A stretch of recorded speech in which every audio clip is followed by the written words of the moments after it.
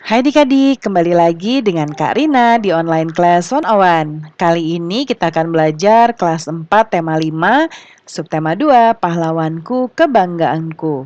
Di pembelajaran 1 kita akan belajar bahasa Indonesia, IPA dan IPS di halaman 53 sampai dengan 60. Adik-adik untuk melihat video lain bisa klik di kanan atas videonya.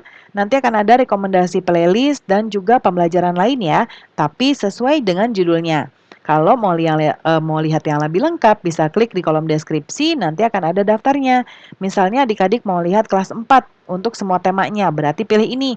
Nah, nanti bisa pilih klik linknya atau klik biru-birunya, nanti kita akan masuk ke daftar playlistnya.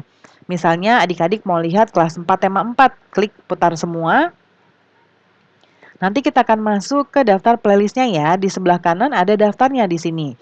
Nah, ini dibuat berurutan, jadi adik-adik tinggal cari aja ya mau lihat di pembelajaran berapa, subtema berapa, dan juga halaman berapa.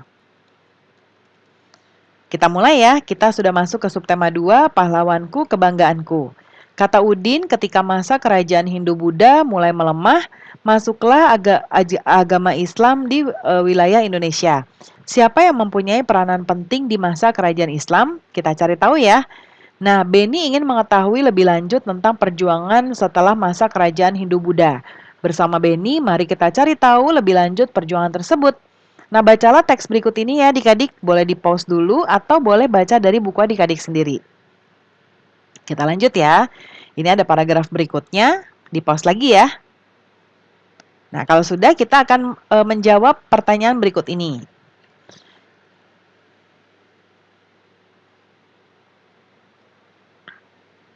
Nah, apa yang kamu ketahui tentang... Nah, Karina naik dulu ya. Ini jawabannya. Nah, di sini ya. Apa yang kamu ketahui tentang Sultan Hasanuddin? Ya, Sultan Hasanuddin adalah pahlawan dan dia adalah raja dari kerajaan Gowa yang ada di Sulawesi. Ini ada spasinya ya. Sulawesi Selatan. Lalu apa yang ingin kamu ketahui lebih lanjut tentang Sultan Hasanuddin? Yaitu perjuangan beliau dalam melawan kesewenang-wenangan Belanda. Ya. Nah, diskusikan hasil pekerjaanmu dengan teman ya. Lalu kamu juga akan menambah informasi tentang Sultan Hasanuddin dengan bertanya kepada Bapak atau Ibu guru. Tulislah informasi lengkap tentang Sultan Hasanuddin berdasarkan informasi yang sudah kamu peroleh. Karina contohkan di sini ya. Sultan Hasanuddin adalah salah satu pahlawan nasional. Ia merupakan raja ke-16 dari kerajaan Goa. Sultan Hasanuddin terkenal dengan keberaniannya dalam melawan usaha monopoli VOC. VOC itu Belanda ya. Biodatanya adalah nama aslinya I Malombasi Muhammad Bakir Daen Matawang Karaeng Bonto Mangape. Lahirnya di 12 Januari 1631 di Goa. Meninggalnya di 12 Juni 1670 di Goa juga. Nah, Sultan Hasanuddin ini memiliki julukan ayam jantan atau jago dari timur karena berani melawan Belanda yang saat itu sedang melakukan perdagangan monopoli oleh VOC. Nah, di awal perjuangannya, ia dan kerajaan Goa menentang dengan sangat keras terkait hak monopoli. Mereka berpikir bahwa kerajaan bumi ini digunakan untuk bersama-sama bukan untuk dimonopoli, bukan ya? Nah, oleh karena itu Goa berusaha sangat keras untuk melawan Belanda. Kalau dirasa terlalu banyak boleh disingkat ya adik-adik ya. Lalu pertempuran mulai terjadi di mana-mana, termasuk di Makassar. Tiada ampun, Goa terus mencoba menyerang Belanda. Di pertempuran ini pun ada saja dilakukan perjanjian, namun selalu dikhianati oleh Belanda dan merugikan pihak Goa.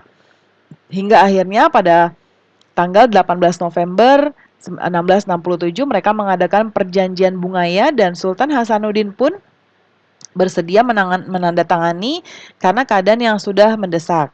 Namun perjanjian ini dilanggar lagi oleh pihak Belanda yang merugikan pihak Goa. Sehingga terjadi lagi perang pada 12 April 1668. Sayangnya kerajaan Goa mengalami kekalahan karena Belanda berhasil masuk benteng terkuat dari kerajaan Goa. Dari perjuangan Sultan Hasanuddin kita belajar tentang keberanian dan kegigihan dalam melawan tindakan yang salah dan sewenang-wenang. Nah, tadi ya, nah ini. Kemudian sekarang bagaimana cara kamu menghargai jasa pahlawan, adik-adik? Nah, Kemerdekaan Indonesia ditebus oleh pengorbanan banyak sekali para pahlawan bangsa kita ya. Kita sebagai penerus, generasi penerus bangsa, wajib untuk menghargai jasa para pahlawan dengan cara sebagai berikut. Nah, yang pertama dengan penganugerahan gelar pahlawan nasional, mengabadikan nama para pahlawan sebagai nama jalan, gedung, dan sebagainya, lalu membangun tugu peringatan, monumen, atau patung untuk mengenang dan menghormati jasa para pahlawan. Kemudian memperingati peristiwa-peristiwa penting dalam perjuangan bangsa, berziarah ke Taman Makam Pahlawan ya, lalu pada waktu upacara mengikuti dengan hikmat, lalu ikut mendoakan arwah para pahlawan, dan melanjutkan perjuangan dengan kondisi yang saat ini. Lalu turut menjaga bentuk peninggalan sejarahnya. Nah, berikutnya sepulang sekolah, Beni menceritakan kepada kakeknya tentang kisah perjuangan Sultan Hasanuddin. Beni bertanya kepada kakeknya bagaimana cara orang zaman dulu berkomunikasi ketika berperang. Beni sangat tertarik dengan cerita kakek tentang penggunaan cahaya sebagai alat komunikasi. Kakek mencoba menggambarkan proses berkomunikasi menggunakan cahaya dan cermin. Arah berkas cahaya berkaitan dengan posisi cermin dan sumber cahaya ya. Nah, amati gambar di sini ya. Kemudian amati gambar skema pantulan sinar matahari pada cermin datar. Kamu akan mempraktikkan cara berkomunikasi menggunakan cahaya dan cermin. Amati gambar ini ya, seperti contohnya di sini nih. Nah, ini ada cahaya, lalu ketika kita arahkan cerminnya, lalu pantulannya akan sesuai dengan arah cermin yang kita arahkan juga. Ya, lalu sekarang kita ke percobaannya. Ini ada contoh sinar matahari, ini cermin datar. Ya, dia akan memantul seperti ini, ya. Nah, ini langkah-langkahnya boleh dibaca dulu adik-adik ya, karena kita akan langsung menjawab ke laporan kegiatan percobaan. Judulnya adalah Percobaan Pemantulan Cahaya. Tujuannya membuktikan sifat cahaya dapat dipantulkan. Alatnya ada cermin, alat tulis, dan buku. Cerminnya cermin datar ya. Nah, langkah kerjanya duduk bersama kelompok, perhatikan cermin kepada kelompok, gunakan cermin untuk memantulkan sinar matahari, diskusikan kode yang disepakati ya. Misalnya kalau dipantulkan ke cermin dan digerakkan melingkar 3 kali berarti mereka berkumpul di tengah halaman sekolah dan lain-lain. Ya, dibuat saja. Lalu setelah berdiskusi, anggota kelompok menyebar lalu berdiri di tempat yang terdapat cahaya matahari, pantulkan cahaya pada tempat yang disepakati. Nah, kesimpulannya adalah dari hasil percobaan membuktikan bahwa salah satu sifat cahaya yaitu dapat dipantulkan, dapat dibuktikan dengan kegiatan berkomunikasi dengan cahaya ini. Ya, lalu kemudian berikutnya ini ada gambar Sultan Hasanuddin dan Sultan Iskandar Muda. Ya, amati tokoh-tokoh tersebut, apa yang kamu ketahui dan ingin kamu ketahui lebih lanjut tentang peninggalan pemerintahan raja tersebut ya. Nah, yang pertama yang aku ketahui adalah Sultan Agung adalah Raja Kerajaan Islam Mataram. Sultan Agung memerintah di tahun 1613 sampai 1645.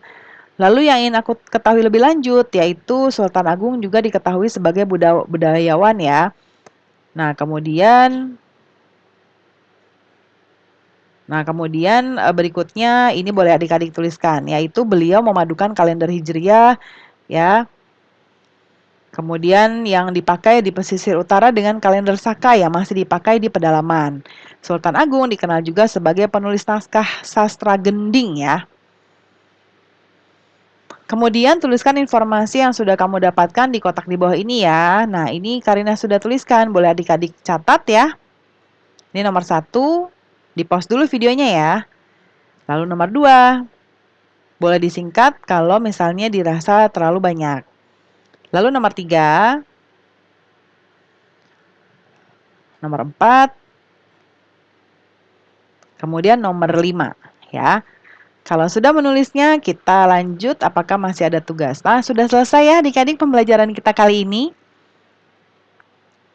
Terima kasih sudah menonton sampai akhir. Mohon dimaafkan apabila ada kesalahan dalam perkataan maupun dalam materi yang diberikan.